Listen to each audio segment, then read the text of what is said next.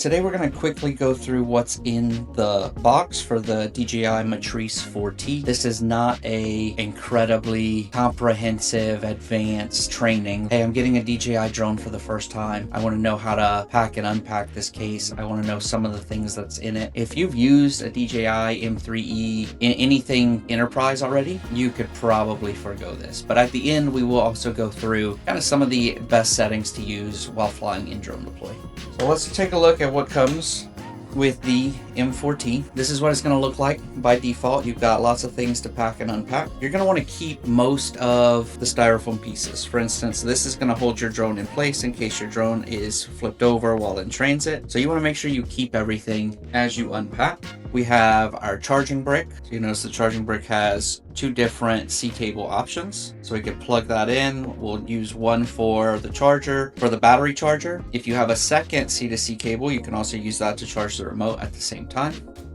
This is the charger for your batteries. So you plug in from your C2C here. You can toggle between 90% and 100% with this toggle. So for instance, the reason you might want to do this is if you don't need full battery life, if you've got plenty of battery. So for instance, we have 4 right now. If you've got plenty of batteries, you might want to go to 90% instead of 100. They've proven that with these batteries, going to 90% and not doing a full charge can help maintain the life of the battery. So that is an option for you. And then we have a bunch of our batteries. We have a battery in the drone. We have batteries here. The way these are going to fit on your charger is this is your port, and that's going to go into this port. So you can slide them in. They have little hooks that need to go into these sections. So start high and then just slide them in and press. As long as you've got 2, you can either lay this down, or if you have 2, you can stand it up. And this will work as a cascading charger. So it's not going to charge them all at once. It's going to charge the fullest battery first and get that to full, then move on to the next one automatically. So you're not going to have to swap. So if you plug all 4 in at night, in the morning, they'll all be ready to go. Generally, you want to plug those in the night before, along with your controller, to make sure everything's fully charged. Underneath the second styrofoam case, we've got a strap for the case. If you want to add a strap to the case, you can. Generally, I'm not going to use this. I'm going to set it aside somewhere at home and keep it out of the way, just so I don't need to worry about it and it's not taking up room in my case. And then under that, we have a ton of different cables. Depending on where you are in the world, they send you cables for US, UK, etc. The cables that you're not going to use, again, I recommend you set aside with this strap. That way they're not taking up space in your case. You're not fighting with them later. And then I'm going to keep all of the various cables that they send that I might use. So obviously I've got my wall outlets. I've also got a USB to C and a C to C. Sometimes I add my own C to C on top of that, just so I have 2 of them, just in case. And then you've got this little tool that comes with the drone as well. This slides out of the paper. This is a nice to have. You use this to pop off this cap if you need to mess with anything around this RTK module. But I use it because I don't have long fingernails to help me open some of the different compartments and to get my SD card in and out of the drone. Next, we have the controller, which this new controller is massive. It's also a lot brighter in sunny conditions, so this controller is great. On the back of that controller, if you've got any spare batteries, this controller will last a while, 6-8 hours, but you can also get supplemental batteries to put in here as needed. You've got a little book, which since they give you this nice little place to keep it, I recommend you might as well keep it in case you need to read up on your drone. And then you've also got a bunch of spare props. I'd always recommend you have spare props. Keep some in your drone just in case you need them. Always check your props before you fly. Make sure there's no micro fractures or anything in there. Props are like 10 bucks a piece, and if they fail, you end up needing to buy an entirely new drone. So I would say swap out props pretty often depending on how often you're flying. And then last but not least, we have the drone. So the drone's going to come with a few pieces on it before you put the props on. It'll come with a few pieces on it before you put the props on. There's some styrofoam pieces here, for instance, that you could take off and throw away. There's also a styrofoam piece that's going to be here on your gimbal that you can take off. What you're going to always keep and travel with is this gimbal cover. If you're traveling, keep the gimbal cover on. That'll protect your gimbal. Always take it off before you start your drone. And then when you are setting up, you're always going to fold the legs to the front first, and then these fold down. and that's going to be your drone. This one's already got a battery in it. The way you turn on any DJI product, whether it's a battery, a controller, it's going to be a quick press and release and then a press and a hold. So we're going to press release, press hold, and you'll see them light up. When they're lit up, it's on.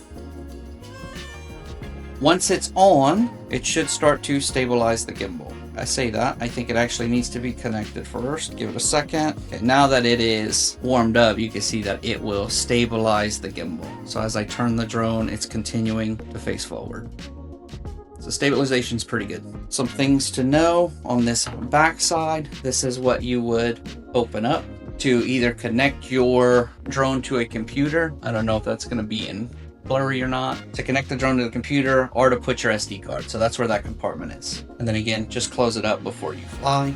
All of these cameras are your obstacle avoidance sensors. So the cameras that you see around the drone, below the drone, those are your obstacle avoidance sensors. And then on this M4T, we've got a ton of different lenses. So we've got the wide RGB, we've got the telescopic lens, we've got the thermal radiometric lens, we've also got a spotlight if you're doing anything at night. I'm gonna again turn this off. It's gonna be the same method. Click release, click hold. And when the lights go all the way down, you know that you're going to be off. Sorry, doing this backwards. There we go. And then the last thing that we'll talk about is the props. When you get it out the box, the props are not going to be on it. You're going to have to put the props on it for the first time. You're always going to hold this little, I guess, collet, the thing that spins to keep it stationary. You're going to press down and then you are going to spin. And that's how you get them on and off. So you'll fit it into the hole, hold the thing that spins, press down and twist the prop, and then you'll see that it is snugly on. One of them turns counterclockwise, one of them turns clockwise. So again, press down, spin, and release. You'll notice that the rings have two different colors. So there is a gray ring on one, and then the other one has no ring at all. And those are gonna go on the corresponding gray ring versus no ring.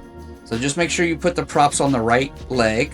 And as a rule, this is my no ring versus gray ring. It's not gonna let me put this on easily. Like you can tell it's not fitting. You should never have to force anything on the drone. If you're trying to muscle something into place, you're probably doing it wrong. So just make sure you're looking at the correct colors. Nothing is gonna come fully charged when you first get it. So you're gonna need to charge both some batteries and your controller. When you charge all of those, the first thing you're gonna need to do is go through the 15 different prompts to create an account, to sign up for DJI, things like that. Once that's done, the first thing you want to do is connect your drone and your controller, and you're going to update the firmware on both. And so we'll do a quick video at the end of this that shows that as well. But before we end, let's go ahead, pretend like we went out, we did our flight. Now we need to pack up everything. So it's always going to be flip the back legs forward. Make sure you're not accidentally crushing any of your props. Flip the front legs back.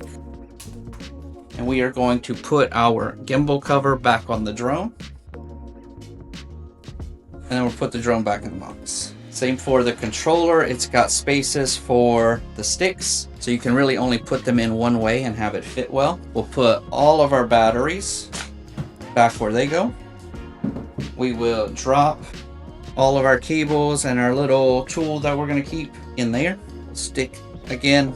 It generally only goes one way, so if you're putting it in wrong, it'll let you know. But this back end, this is where our charging brick and our chargers go. And then we'll slip this back on the drone as well. And again, if it doesn't fit well, you're probably doing it wrong, so that the drone can't move if we accidentally flip the box. And that is what's in your drone in a nutshell. The only thing we didn't talk about is what comes standard on the M4T and M4E nowadays is an integrated RTK module. So as long as you're flying in DroneDeploy with an enterprise subscription, we will provide free RTK corrections to you while in flight, as long as you are connected to the internet. So whether that's from a drop trailer or a hotspot on your phone, connect to the internet on your controller and we will provide free RTK or PPK corrections as needed. So as we close up the box, we are going to show you on the controller how to update all of your firmware on the controller and the drone, and we'll also go through some best settings in DJI Pilot that we like to use when flying with in-drone.